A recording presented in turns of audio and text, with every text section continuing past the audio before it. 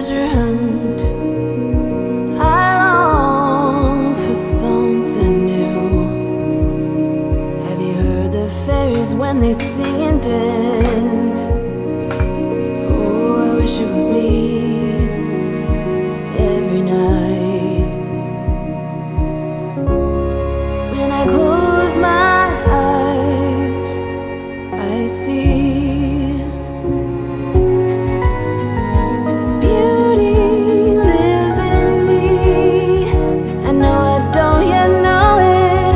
trust you when you say that beauty lives in me too.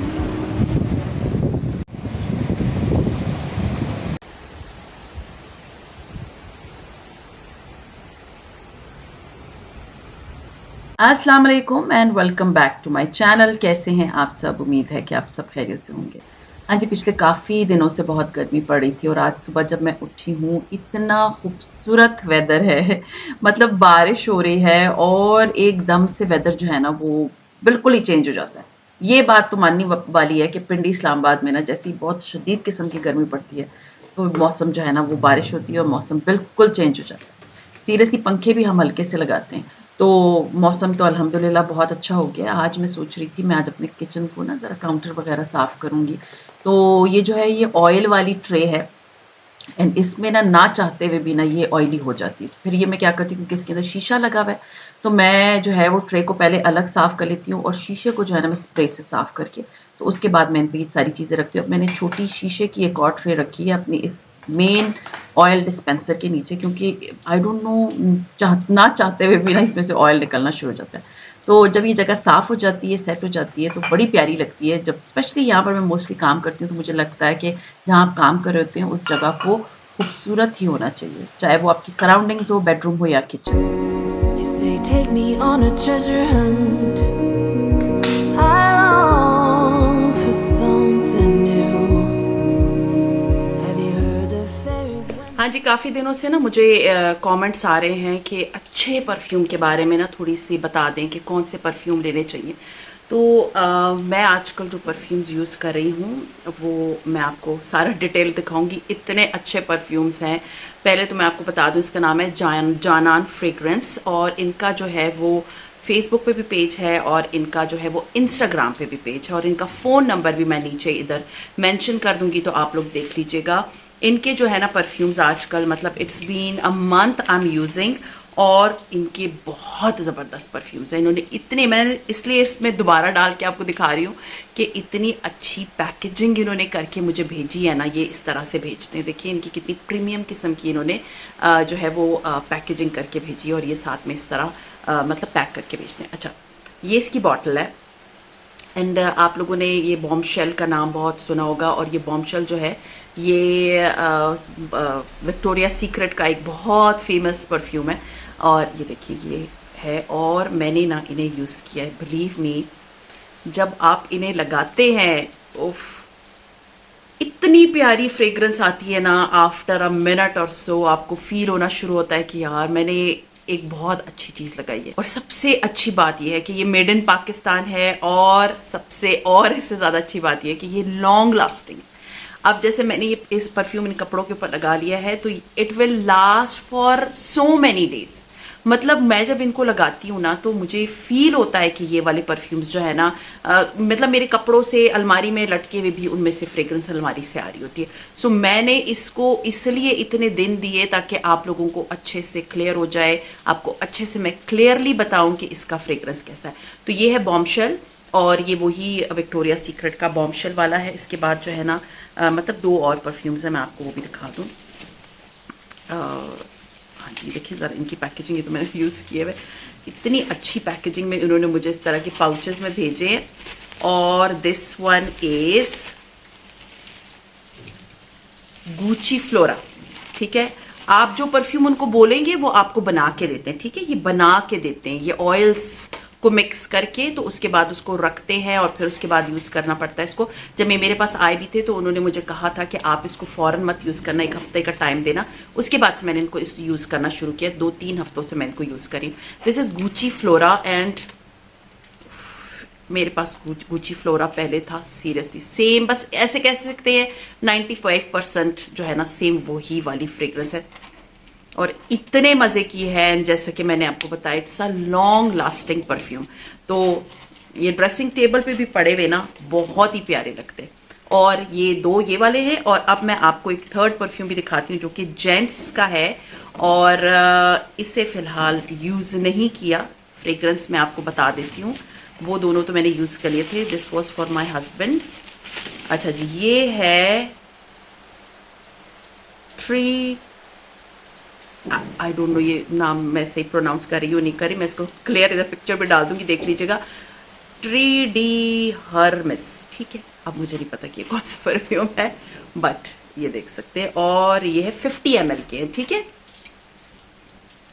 इतनी प्यारी इसकी fragrance है, जैसे स्ट्रॉन्ग किस्म की ना, बहुत मज़े की खुशबू है, सीरियसली बहुत ही ज़बरदस्त। अगर आप अपने हस्बैंड को गिफ्ट करना चाहती हैं, go for it. It's 50 ml। Prices आप उनसे पूछ लीजिएगा, नंबर मैं नीचे डिटेल में दे दूंगी। एंड आप लोगों को क्लियरली डिटेल में वो लोग आप लोगों से, आप उनसे बात करें। आप इंस्टाग्राम पे उनके पेज को फॉलो कर लें, और फेसबुक पे भी उनका पेज है, उसको भी फॉलो कर लें। And believe me, I just love these 3 perfumes. And अभी तो मैं सीरियसली सोचें कि ये पूरे कोई 8-10 महीने तो मेरे परफ्यूम्स का बंदोबस्त हो गया है, तो मैं यही यूज़ करूँगी। सो ये देखें कितने प्यारे प्यारे परफ्यूम्स हैं।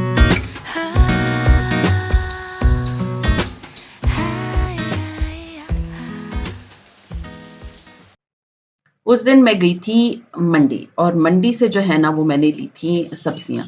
मुझे ना पर्सनली अगर देखा जाए ना तो गर्मियों में सब्जियां बहुत अच्छी लगती हैं। तो मैं काफ़ी सब्जियां लेकर आई थी, तो मुझे था कि आज मैं करेले बनाती हूँ। उस दिन मैंने बैंगन बनाए थे, तो मुझे करेले बहुत अच्छे लगते हैं, और एज अ डायबिटिक पेशेंट आपको करेले खाने चाहिए।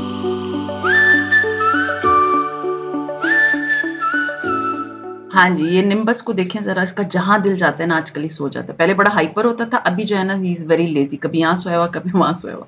ख़ैर एनीवेज़, तो मैं आज बना रही हूँ करेले, और करेले जो है ना मैं पहले छील लेती हूँ अच्छे से, और उसके बाद उसको दरमियान से काट के, बीज निकाल के, तो उसको बारीक-बारीक काट लेती हूँ, और फिर मैं उसको फ्राई कर लेती हूँ। तो इस तरह से जो आप करेले बनाते हैं ना, तो उसमें कड़वाहट आपको फ़ील नहीं होगी बहुत ज़्यादा, और बहुत मज़े के करेले बनते हैं। करेले वैसे भी जो है ना वो मेरे लिए बहुत अच्छे हैं, तो मुझे होता है कि मैं करेले ज़रूर बनाया करूँ, स्पेशली गर्मियों में तो ख़ैर मैं बहुत सब्जियाँ बनाती हूँ।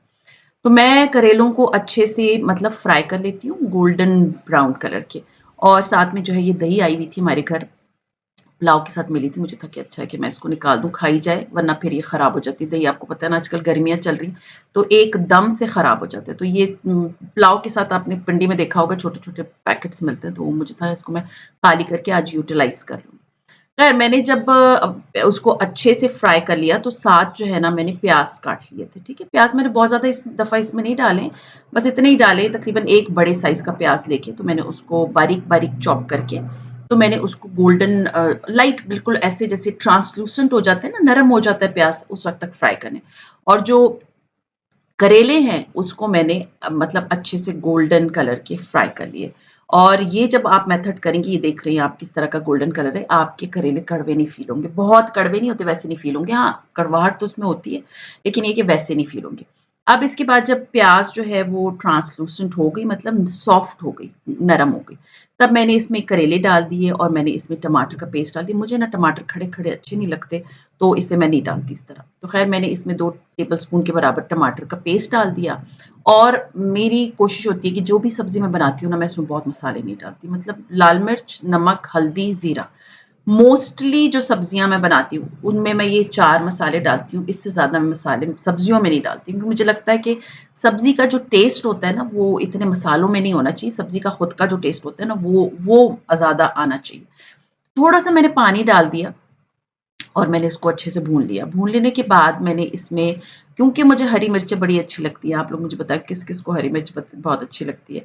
तो मैं तो हरी मिर्चें ख़ैर बहुत शौक से खाती हूँ, तो मैंने इसमें हरी मिर्चें डाल दी 3 से 4, और फिर मैंने इसको दम पे रख दिया।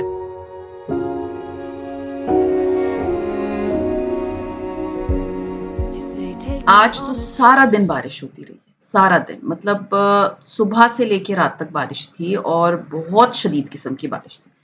तो मैंने साथ में फुलके बना लिए और मुझे था कि लस्सी बनाती हूँ क्योंकि मुझे जो है ना पर्सनली सब्ज़ी के साथ ना स्पेशली दोपहर के टाइम गर्मियों में लस्सी बहुत अच्छी लगती है।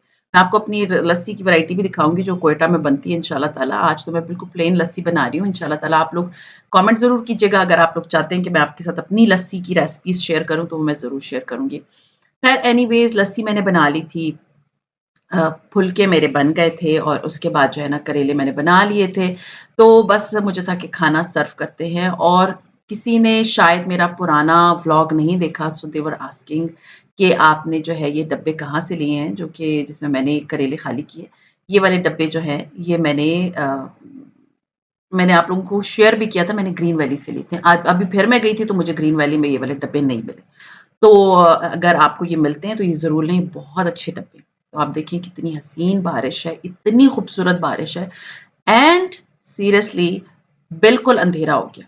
पूरे एरिया में बिल्कुल अंधेरा हो गया था, इतनी तेज़ बारिश हो रही थी।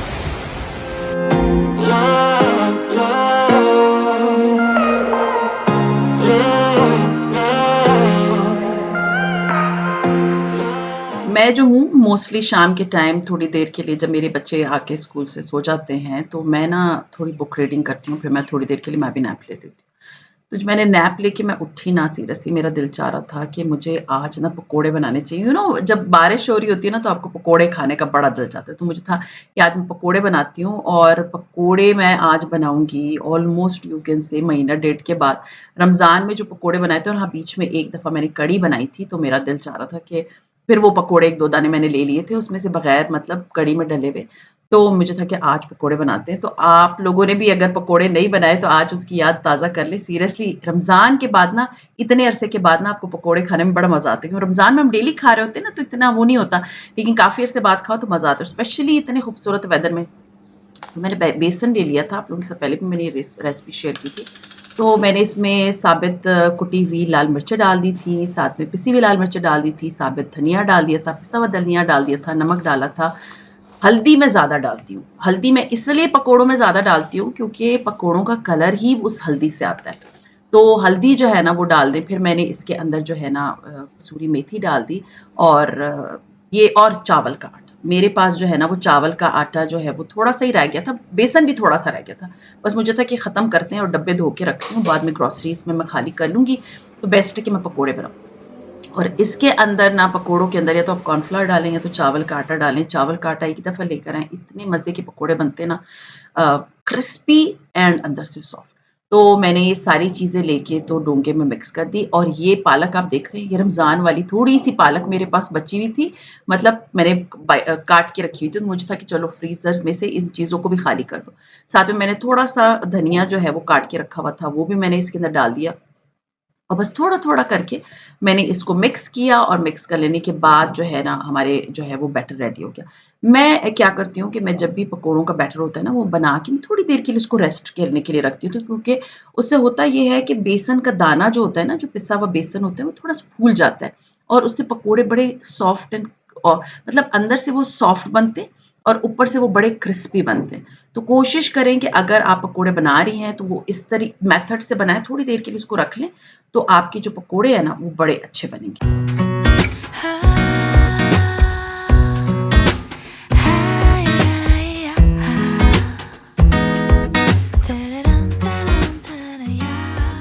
आप लोगों में से बहुत से लोग मुझसे पूछते हैं मैं कौन-सी चाय की पत्ती यूज़ करती हूँ, तो मैं आपको ज़रा बता दूँ मैं क्वेटा से खुला जो चाय की पत्ती का पैकेट्स होते हैं ना मैं वो मँगवाती हूँ। लेकिन हुआ ये कि मुझे लग रहा था घर में मेरी पत्ती है, मैं गई भी थी क्वेटा तो मैं भूल गई।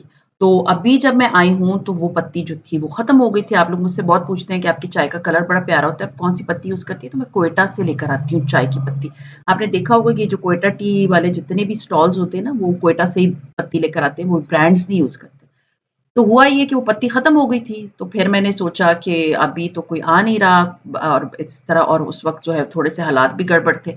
तो फिर मैंने क्या किया कि मैंने दानेदार लिया। फिर मेरी सेकंड चॉइस जो होती है ना, वो दानेदार होती है। मैं फिर दूसरी ब्रांड्स नहीं लेती। इसकी पत्ती बहुत अच्छी होती है, आप लोग ये पत्ती यूज़ करें, बहुत अच्छी। मतलब इसका कलर बहुत प्यारा आता है और इसका टेस्ट भी बहुत अच्छा है। मैं चाय हमेशा बनाती हूँ, तो मुझे पता है कि कौन-सी पत्ती कौन से लिप्टन वगैरह तो ख़ैर वैसे भी नहीं लेनी चाहिए। लेकिन ये है कि उससे कंपैरेटिवली देखा जाए तो दानेदार बहुत अच्छी ब्रांड है, आप इसको ट्राई करें। इसका टेस्ट बहुत अच्छा आता है, इसका कलर भी बड़ा बहुत खूबसूरत आता है। और चाय तो ये है कि मस्ट है मेरे घर में, मैं तो सुबह बगैर चाय के और शाम को बगैर चाय के नहीं रहती। तो चाय जो है ना, फिर मैं यही वाली यूज़ करती हूँ।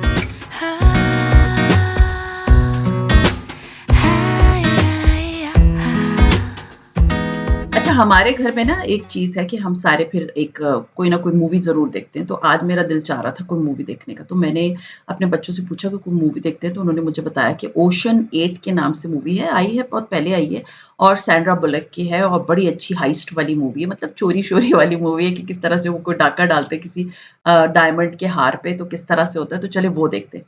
तो जब तक मैं ये पकोड़े वगैरह सारे बना रही थी और पकोड़े दूसरा बैच मैंने रखा हुआ था, तो मुझे था कि सारे पकोड़े एक साथ फ्राई हो जाएँ, तो उसके बाद जो है ना हम बैठ के वो मूवी देखते हैं। तो ख़ैर मेरे हस्बैंड ने वो मूवी को जो है, वो मुझे ढूँढ के निकाल के दिया कि चलो भई अब तुम चाय बना लो, तो उसके बाद हम मूवी देखते हैं।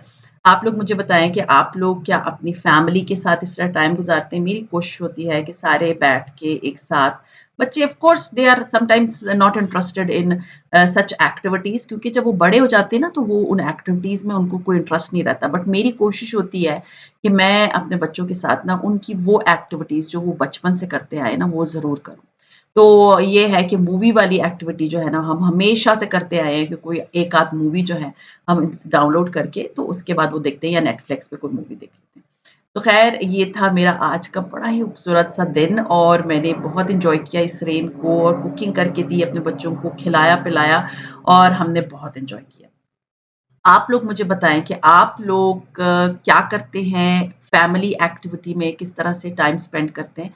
मुझे ये चीज़ ज़रूर बताइएगा। सो ख़ैर ये था मेरा आज का व्लॉग, उम्मीद है पसंद आया होगा। पसंद आता है तो लाइक कीजिए, सब्सक्राइब कीजिए एंड शेयर कीजिए with your friends and family and see you इंशाअल्लाह ताला in my next vlog. Till then take care and अल्लाह हाफ़िज़।